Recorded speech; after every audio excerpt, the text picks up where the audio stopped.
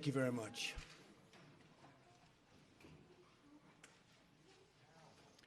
I am honored to have Prime Minister Theresa May here for our first official visit from a foreign leader. This is our first visit, so great honor. The special relationship between our two countries has been one of the great forces in history for justice and for peace. And by the way, my mother was born in Scotland, Stornoway, which is serious Scotland. Today, the United States renews our deep bond with Britain, military, financial, cultural, and political. We have one of the great bonds. We pledge our lasting support to this most special relationship. Together, America and the United Kingdom are a beacon for prosperity and the rule of law. That is why the United States respects the sovereignty of the British people and their right of self-determination. A free and independent Britain is a blessing to the world, and our relationship has never been stronger. Both America and Britain understand that governments must be responsive to everyday working people, that governments must represent their own citizens. Madam Prime Minister, we look forward to working closely with you as we strengthen our mutual ties in commerce, business, and foreign affairs. Great days lie ahead for our two peoples and our two countries. On behalf of our nation, I thank you for joining us here today. It's a really great honor. Thank you very much. Well, thank you very much, Mr. President. And can I start by saying that I'm so pleased that I've been able to be here today, and thank you for inviting me so soon after your inauguration. And I'm delighted to be able to congratulate you on what was a stunning election victory. And as you say, the invitation is an indication of the strength and importance of the special relationship that exists between our two countries, a relationship based on the bonds of history, of family, kinship, and common interests. And in a further sign of the importance of that relationship, I have today been able to convey Her Majesty the Queen's hope that President Trump and the First Lady would pay a state visit to the United Kingdom later this year, and I'm delighted that the President has accepted that invitation. Now, today we're discussing a number of topics, and there's much on which we agree.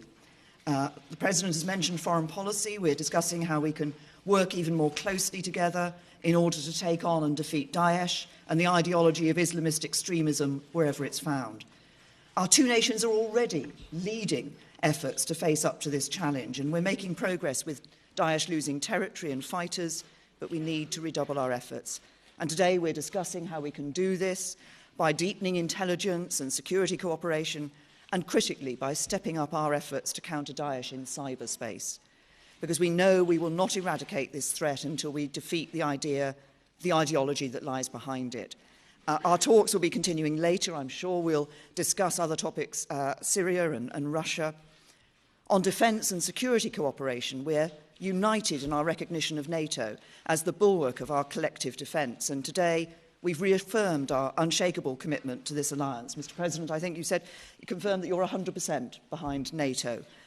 But we're also discussing the importance of NATO continuing to ensure it is as equipped to fight terrorism and cyber warfare as it is to fight more conventional forms of war. And I've agreed to continue my efforts to encourage my fellow European leaders to deliver on their commitments to spend 2% of their GDP on defence so that the burden is more fairly shared. It's only by investing properly in our defence that we can ensure we're properly equipped to face our shared challenges together. And finally, the President and I have mentioned future economic cooperation and trade. Trade between our two countries is already worth over £150 billion a year. The US is the single biggest source of inward investment to the UK, and together we've around $1 trillion invested in each other's economies. And the UK-US defence relationship is the broadest, deepest and most advanced of any two countries sharing military hardware and expertise. And I think the President and I are ambitious to build on this relationship in order to grow our respective economies, provide the high-skilled, high-paid jobs of the future for working people across America and across the UK. And so we are discussing how we can establish a trade negotiation agreement, take forward immediate high-level talks, lay the groundwork for a UK-US trade agreement, and identify the practical steps we can take now in order to enable companies in both countries to trade and do business with one another more easily. And I'm convinced that a trade deal between the US and the UK is in the national interest of both countries and will cement the crucial relationship that exists between us, particularly as the UK leaves the European Union and reaches out to the world. Today's talks, I think, are a significant moment for President Trump and I to build our relationship, and I look forward to continuing to work with you as we deliver on the promises of freedom and prosperity for all the people of our respective countries. Thank you. Thank you very much. That's very nicely stated. Steve Holland. Where's Steve? Steve, yes. Thank you. You're going to be speaking tomorrow with the Russian president. Yes. What message would you like to convey to him? How close are you to lifting some of the sanctions imposed on Russia over its Ukraine incursion? What would you expect in return? And Prime Minister May, do you foresee any changes in British attitudes towards sanctions on Russia? Well, I hear a call was set up, Steve, and we'll see what happens. As far as the sanctions, very early to be talking about that. But we look to have a great relationship with all countries, ideally. That won't necessarily happen.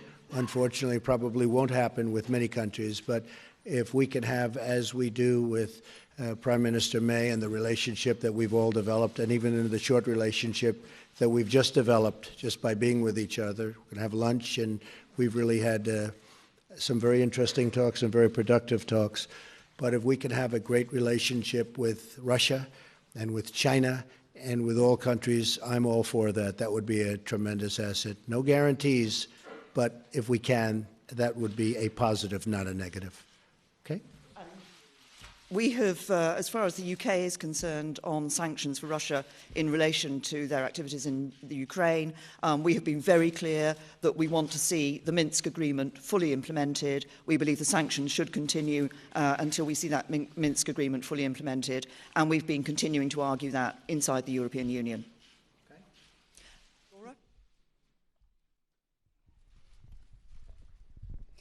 Thank you very much, Prime Minister. Laura Kunsberg, BBC News.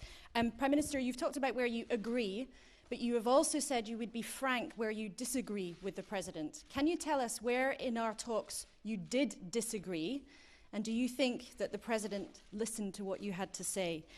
And, Mr. President, you say... We'll see what she says. Mr. President, you've said before that torture works. You've praised Russia. You've said you want to ban some Muslims from coming to America. You've suggested there should be punishment for abortion. For many people in Britain, those sound like alarming beliefs. What do you say to our viewers at home who are worried about some of your views and worried about you becoming the leader of the free world? This was your choice of a question. There goes that relationship. On the issue that you raised with me, Laura, can I confirm that the President, I've been listening to the President and the President has been listening to me. That's the point of having a conversation and a dialogue. And we have been discussing a number of topics. We'll carry on after this press conference meeting and discussing a number of other topics. And there will be times when we disagree and issues on which we disagree. The point of the special relationship is that we are able to have that open and frank discussion so that we are able to make that clear when it happens. But I'm clear also that there are many issues on which the United Kingdom and the United States stand alongside one another, many issues on which we agree. And I think, as I said yesterday in my speech, that we are at a moment now when we can build an even stronger special relationship, which will be in the interests not just of the UK and the United States, but actually in the interests of the wider world as well. Very good. We have a great general who has just been appointed Secretary of Defense, General James Mattis, and he has stated publicly that he does not necessarily believe in torture or waterboarding, or however you want to define it. enhanced interrogation, I guess would be a word that a lot of people would like to use. I don't necessarily agree, but I would tell you that he will override because I'm giving him that power. He's an expert. He's highly respected. He's the general's general. Got through the Senate very, very quickly, which in this country is not easy, I will tell you. And so I'm going to rely on him. I happen to feel that it does work. I've been open about that for a long period of time. But I am going with our leaders. And we're going to win with or without. But I do disagree. As far as, again, Putin and Russia, I don't say good, bad, or indifferent. I don't know the gentleman. I hope we have a fantastic relationship. That's possible, and it's also possible that we won't. We will see what happens. I will be representing the American people very, very strongly, very forcefully. And if we have a great relationship with Russia and other countries, and if we go after ISIS together, which has to be stopped, that's an evil that has to be stopped, I will consider that a good thing, not a bad thing. How the relationship works out, I won't be able to tell you that later. I've had many times where I thought I'd get along with people, and I don't like them at all. And I've had some where I didn't think I was going to have much of a relationship, and it turned out to be a great relationship. So, Theresa, we never know about those things, do we? But I will tell you one thing. I'll be representing the American people very strongly. Thank you. How about John Roberts, Fox? Mr. President, thank you so much, Madam Prime Minister. It's my understanding, Mr. President, that you had an hour-long phone call this morning with President Enrique Peña Nieto of Mexico. Could we get an update on where the relationship is? Further to that, what do you say to your critics who claim that you have already soured a relationship with a very important U.S. ally? And Madam Prime Minister, if I may ask you as well, are you concerned about the state of relations between the United States and Mexico? Sir?